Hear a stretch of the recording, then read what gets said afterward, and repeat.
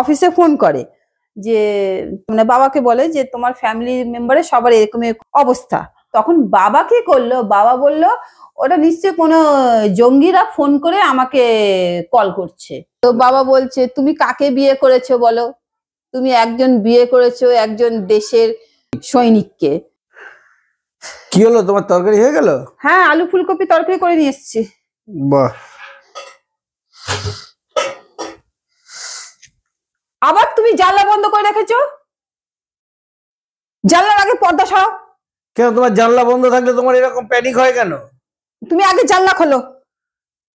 না, তোমার জানলা বন্ধ থাকবে না শীতকালে? তোমার এই যে জানলা বন্ধ দেখলে তোমার এরকম প্যানিক অ্যাটাক হয় কেন? তুমি জানো জানলা বন্ধ দেখলে আমার কষ্ট হয়, আমার যেন সেই আগের কথাগুলো মনে পড়ে যায়। তুমি সেই ছোটবেলাতে নেই, তুমি সেখান থেকে ফিরে এসো, এখন তুমি যথেষ্ট বড় হয়ে গেছো, এখানে কিচ্ছু হয় না এইসব। আর তবু আমার যেন ভয় লাগে। তুমি জানলা খোলো আগে, তুমি উঠে গিয়ে আগে জানলা খোলো, একটা পাল্লা হলেও খুলে রাখো। ওফ বাপ রে বাপ, মশা ঢুকবে তো। মশা ঢুকুক যাই হোক, তুমি একটা পাল্লা খোলো। আমার সেই কাশ্মীরের কথা মনে পড়ে যায়, সেই জানলা বন্ধ নিয়ে পারা যায় না। বাপ রে বাপ। এই তুমি শোনো, কি তুমি বলো তো তোমার কি হয়েছে? কাশ্মীরের কি তোমার কি প্রবলেম হয়েছিল? কাশ্মীরের অ্যাটাকটা কিসে তোমার? এই এরকম সব আরে খুলে দিয়েছি জানলা। হ্যাঁ, তোমার সবসময় এই প্যানিকটা কেন হয়? বসো তো, আমাকে বলো তো ঘটনাটা কি ঘটেছিল বলছি। যখন আমরা রাত্রিবেলা সব শুয়েছিলাম, প্রথম দিন যখন আমরা কাশ্মীরে গেছিলাম, যখন আমরা সবাই রাত্রে শুয়েছিলাম, মায়ের কোনো আইডিয়া ছিল না কাশ্মীরের ব্যাপারটা। তো ওখানে কি হয় শীতকালে, এখন তো সব নতুন একটা হয়েছে, রুম হিটার হয়েছে, ঘর গরম করার। তো ওখানে সেরকম সিস্টেম ছিল না। ওখানে না ঘরের মধ্যে এরকম বুখারি জ্বলে শীতের দেশে। আর না হলে অনেকে দেখবে কোণে আগুন জ্বালায়, একটা এরকম জায়গা থাকে ঘর গরম করতে না আগুন সেক নিতে, ঘর গরম করার জন্য। ওই এক কোণে দেখবে আগুন জ্বলে, ওখানে কাঠ দিয়ে আগুন জ্বলে, আর চোং থাকে, চোং দিয়ে ধোঁয়াটা বাইরে বেরিয়ে যায়। তো আমাদের ঘরের মধ্যে ওই বুখারি ছিল, এরকম গোল করে একটা বুখারি, ওই বুখারির মধ্যে সব কয়লা টয়লা দিয়ে আগুন দিয়ে বাইরে ওই চোং দিয়ে ধোঁয়াটা বেরিয়ে যায়। আর ওই বুখারিটা এরকম বুখারিটা পুরো লাল হয়ে থাকে, আর এই চোং দিয়ে বাইরে ধোঁয়াটা বেরিয়ে যায়। মায়ের কোনো আইডিয়া ছিল না, মা কি করেছে ওই মুখের ঢাকনাটা দেয়নি। এবার ঘরে ওই আগুনটা জ্বলেছে, ওই কয়লার ধোঁয়া সারা ঘরের মধ্যে গ্যাস হয়ে গেছে। গ্যাস হয়ে যাওয়াতে ওটা কোক কয়লা, চারিদিকে জানলা কপাট সব বন্ধ, কাঁচের জানলা, বাইরে স্নোফল হচ্ছে সব দেখতে পাচ্ছি। আমরা সবাই স্লিপিং ব্যাগের মধ্যে শুয়ে আছি। দিদি উঠেছে, মানে দিদি মাঝরাতে প্রথমে দিদি উঠেছিল, দিদি মাঝরাতে উঠে মানে দিদি মানে মাথাটা এতটাই ঘুরছিল যে দিদি ব্যালেন্সটা সামলাতে পারেনি। দিদি উঠে মানে বাথরুমে যেতে গিয়ে দিদি মাথা ঘুরে এমন ভাবে পড়ে যায় যে বাথরুমের একটা সাইডের দেওয়াল দিদি মাথাতে ফেটে দেওয়ালের কোণটা ভেঙে পড়ে। এবার মা ভাবলো যে দিদি পড়ে গেল, মা এবার দিদিকে তুলতে গেছে, মাই তো নিজে টলমলো খাচ্ছে, মানে সব গ্যাসে, ওই কোক কলার গ্যাসে সবার মানে মাথা। আমি বিছনায় শুয়ে শুয়ে বমি করছি, আরেক দিদি মানে সে এমন অবস্থা, সে মানে মা তখন মানে ওই অবস্থায় আধমরা অবস্থায় মা তখন বলছে দিদিকে যে তুই পাশের আঙ্কেলকে বল, দরজাটা খুলে একটুখানি আঙ্কেলকে বল। আর ওখানে তো সবসময় জঙ্গি হামলা হয়, মানে কাশ্মীরে, মানে কেউ কাউকে চট করে হেল্পও করতে আসে না, মানে সবাই ভাবে কি জঙ্গি হামলা করতে আসছে। এবার বাবার ছিল নাইট ডিউটি।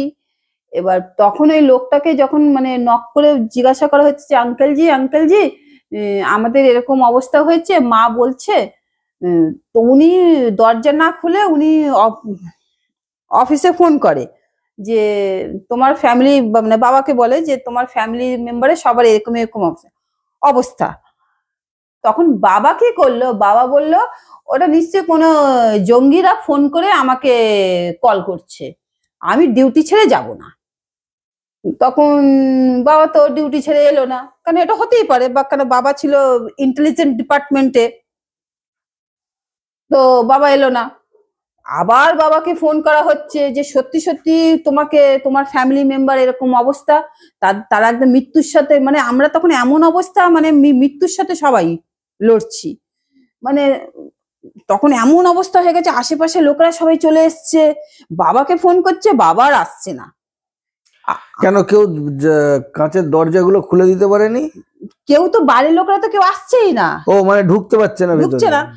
তারপরে যখন এমন অবস্থা, দিদি গিয়ে আবার যখন বাইরে গিয়ে আবার যখন দিদিকে ডাকাডাকি করছে সবাইকে, তখন লোকরা বুঝতে পেরেছে না ব্যাপারটা খুব সিরিয়াস।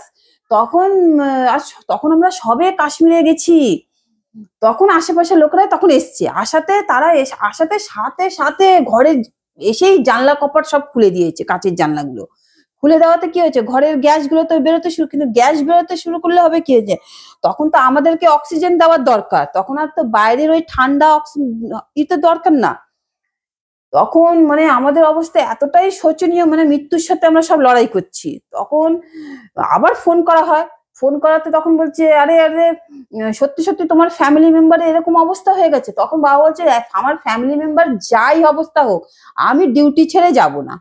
বাবার দিক দিয়ে ঠিক আছে, কারণ বাবা একজন অফিসার মানুষকে, সে কি করে ডিউটি ছেড়ে নিজের জায়গা থেকে নড়বে। বাবা বলছে আমি আমার ডিউটি ছেড়ে আসবো না, সে আমার ফ্যামিলি মেম্বার যেখানেই যাক না কেন, মানে তারা মরে যাক, আমি গিয়ে প্রয়োজন হলে সকালে গিয়ে আমি তাদের ডেড বডি দেখবো, কিন্তু আমি ডিউটি ছেড়ে আসবো না। বাবা হচ্ছে প্রয়োজন হলে আমি কমান্ড হসপিটালে খবর দিয়ে আমি অ্যাম্বুলেন্স পাঠিয়ে দিতে পারি। তখন বলছে আরে তখন বাবারটা নাম ধরে বলছে আরে স্যারজি তুমি তাহলে হসপিটালে খবর দিয়ে তুমি অ্যাম্বুলেন্স পাঠিয়ে দাও। তখন ওরা তাই করলো, ওরা হসপিটালে খবর দিয়ে অ্যাম্বুলেন্স পাঠিয়ে দিল। সেই অ্যাম্বুলেন্স করে আমাদের সবাইকে হসপিটালে নিয়ে গেল সেই রাত্রিবেলা। তখন আর ও কাশ্মীর মানে তো তখন মানে যখন তখন কার্ফু লেগে যায়, সেই আমাদেরকে সবাইকে হসপিটালে নিয়ে গেল। সে হসপিটালে নিয়ে যাওয়াতে সবাইকে অক্সিজেন দিয়ে সুস্থ করে আবার সকালবেলা আমাদেরকে, ওটা তো আর্মি হসপিটাল, ওখানকার কমান্ড হসপিটাল, সে সুস্থ করে সকালবেলা আমাদেরকে বাড়িতে আবার নিয়ে এলো।